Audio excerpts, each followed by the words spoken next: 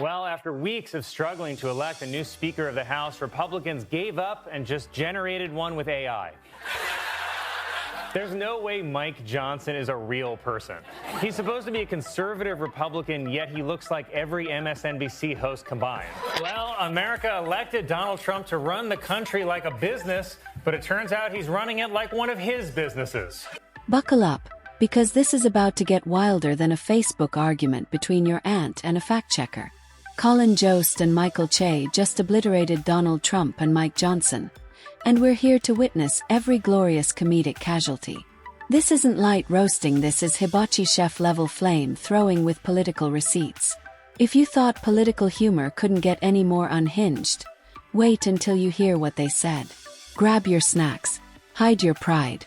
It's about to get messy. Last time the U.S. government shut down was during President Trump's first administration in 2018, which was so long ago, we look like this.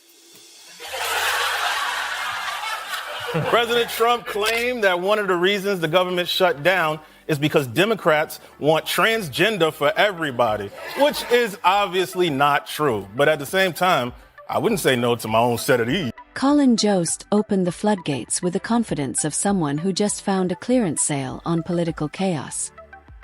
He hit Trump with the same energy a barista uses when your card declines 3 times. Every jab landed with GPS precision, aimed directly at insecurities: the haircut, the speeches, the I won even though facts disagree attitude. Jost turned Trump's ego into a playground. I love that you can intentionally ruin the economy and still get to stay president. It's like if you drunk drove your car through the window of the DMV and they were like, license renewed. It's insane. This was the worst week for the stock market since the summer of 2020. But you have to remember, back then, the president was also Trump. If you're enjoying this video, make sure you subscribe and hit the bell icon.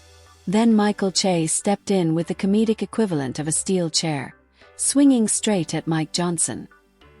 He didn't roast him like a politician, he roasted him like a Wi-Fi router constantly rebooting during peak hours.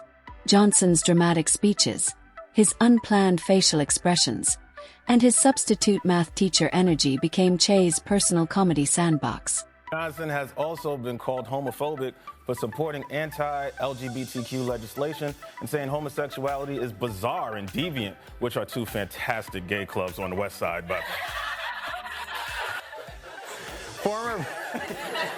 Former president and current courtroom sketch model Donald Trump testified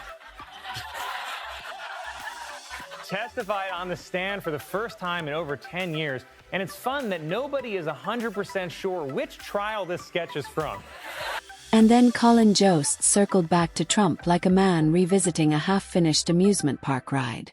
The exaggerated confidence, the emotional roller coaster, the belief that podiums fear him more than voters do. Jost elevated it into a masterclass in accidental comedy. Trump talking became a sport. Trump walking became a spectacle. President Trump even imposed tariffs on remote islands that are only inhabited by penguins. Well, then maybe penguins shouldn't keep pushing their gay agenda. Senator Cory Booker set a record giving a 25-hour speech on the Senate floor, which is crazy. I mean, I've been talking for 45 seconds and I already want to go home. Michael Che returned to Mike Johnson with the grace of someone flipping a switch labeled maximum petty. He didn't even pretend Johnson carried intimidation. He treated him like a library DVD everyone forgot to return, technically important, eternally ignored, and still somehow disappointing. Michael Cohen testified that Donald Trump's 3 oldest children were involved in putting together financial statements for his company. Ivanka wrote the summaries, Don Jr. put together the numbers, and Eric licked the envelopes. Michael Cohen testified that Trump would look at the total value of his assets and say, I'm actually not worth $4.5 billion. I'm really worth more like 6. 4.5 is basically 6 is also what he tells Melania. Whenever Johnson tried sounding powerful, Che described him like a hype man at an insurance convention. His theatrical speeches were overcooked pasta. His stern stance was discount cosplay. Johnson's political energy was basically a lukewarm soda left in the sun, and Che poured every ounce of satire onto it. Meanwhile, Colin Jost bounced back to Trump, escalating the absurdity. He compared Trump's announcements to dramatic Pokemon reveals treated like state intelligence. The stiff waving, the world-shifting bravado, the Olympic-level stage entrances. Jost played it like sports commentary for delusion. No policy jokes needed. The entertainment was built into Trump's hand gestures and limitless confidence. Che then painted Johnson as a man assigned leadership only because everyone else stepped backward first. A guy reading teleprompters like they were bomb defusal instructions.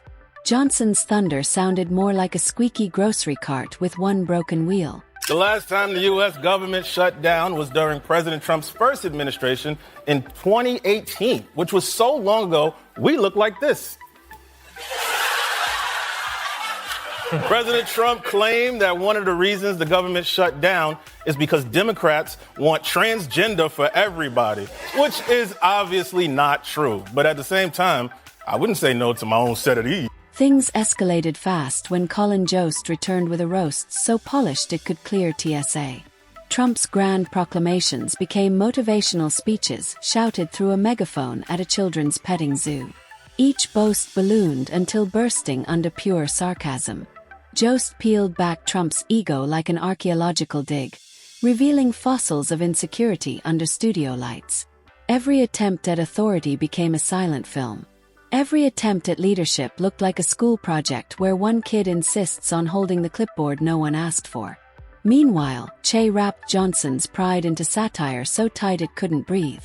Jost then jumped back into Trump, framing his speeches like dramatic magic tricks where nothing happens but applause is demanded anyway.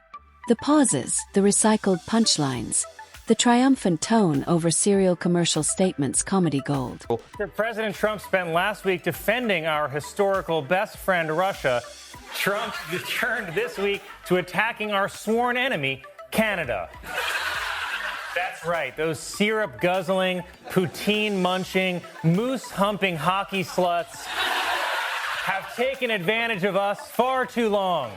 Even right here at SNL, American sketch comedy jobs are being stolen by filthy Canadians. Michael Che dove back into Johnson's identity crisis, a man desperate to appear powerful but radiating church camp raffle host energy. Johnson leading politics felt like a hamster steering a bulldozer. Technically in control, spiritually overwhelmed. His attempts to appeal were lukewarm handshakes, awkward, meaningless, forgettable. His need for worship, a circus powered by denial. Jost then painted Trump not as a titan but as the world's most dedicated hype man for himself, sprinting on a treadmill of slogans like an athlete training for delusion. Che returned for one of the night's most brutal portraits of Johnson ambition held together with wishful thinking and outdated charm. He shredded the persona with a smile.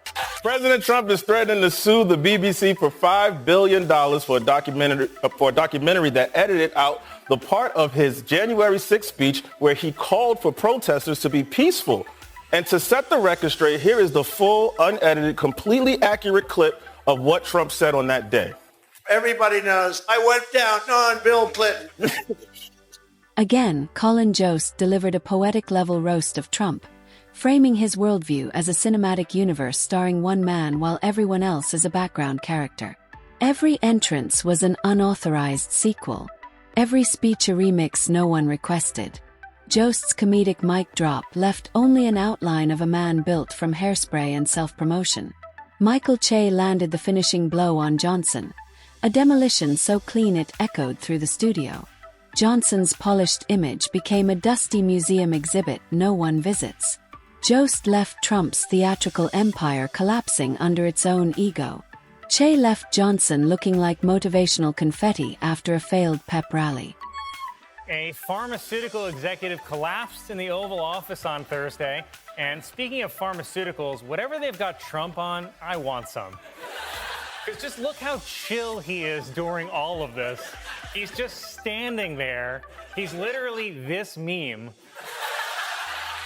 The craziest part is that during the commotion, RFK Jr. just runs away. Watch that, watch that. Were you okay? Michael Che stepped back in and continued dismantling Johnson like he'd just taken a sarcasm refill. Johnson's seriousness was the greatest case of self-overestimation ever recorded.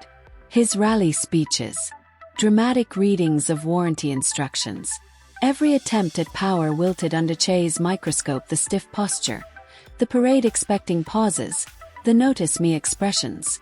Then Colin Jost went after Trump again, the human embodiment of an infomercial that refuses to end.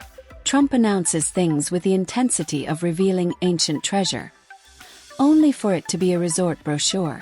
Jost framed Trump like a man convinced he invented gravity, complete with heroic gestures and triumphant nods at lines no one asked to hear twice. He rewrote his own sentences in real time, and Jost made every second feel like stand-up disguised as politics.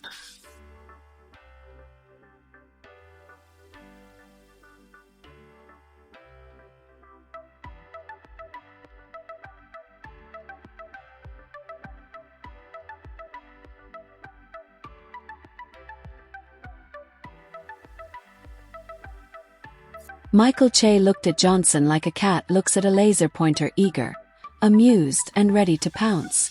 Johnson wanted gravitas, but Che described him like a motivational speaker booked at the wrong event, trying to inspire thousands while only 3 mall cops and a toddler showed up. Johnson's dramatic delivery became comedic gold. Che highlighted the gap between Johnson's imagined importance and reality. Then Colin Jost returned with more chaos, hammering Trump's drama like a pianist slamming one key while shouting, "It's a symphony." Trump walking became a saga. Trump waving became a prophecy. Trump existing became breaking news. Che then sculpted Johnson's quest for authority into awkward performance art, like someone trying to direct traffic using only interpretive dance. Such a weird move. Don't worry, by the way, the man who collapsed is totally okay. You can tell because if there's something dead on the ground, RFK eats it. On Tuesday, Zohran Mamdani was elected mayor of New York City. He was elected. A lot of Sliwa fans. He was elected mayor despite his opponent Andrew Cuomo receiving endorsements from Donald Trump and Eric Adams, which is like trying to bring a girl home by saying, not to brag, but I have hepatitis B and C. Colin Jost kept treating Trump's press appearances like legendary comedy reruns. Every podium moment was a speech people expected to matter, but instead got a remix of bullet points already worn out. The crescendos, the triumph, the confidence untouched by facts. Jost turned it into heavyweight satire. Donald Trump became a monument to self-promotion so massive even gravity sighed. Finally, Michael Che sealed the night with one last roast of Mike Johnson, describing his leadership like someone trying to carry water in a paper bag. Ambitious, hopeful, destined for chaos. The dramatic stare, the earnest speeches, the "I swear I'm powerful" energy. Che burned it all into comedy flames. By the end, Trump looked like a carnival performer trapped in a loop of self-cheering, and Johnson like a motivational poster peeling off a cafeteria wall. It wasn't about politics, it wasn't about sides, it was two comedians holding up a mirror, and the world couldn't stop laughing at the reflection.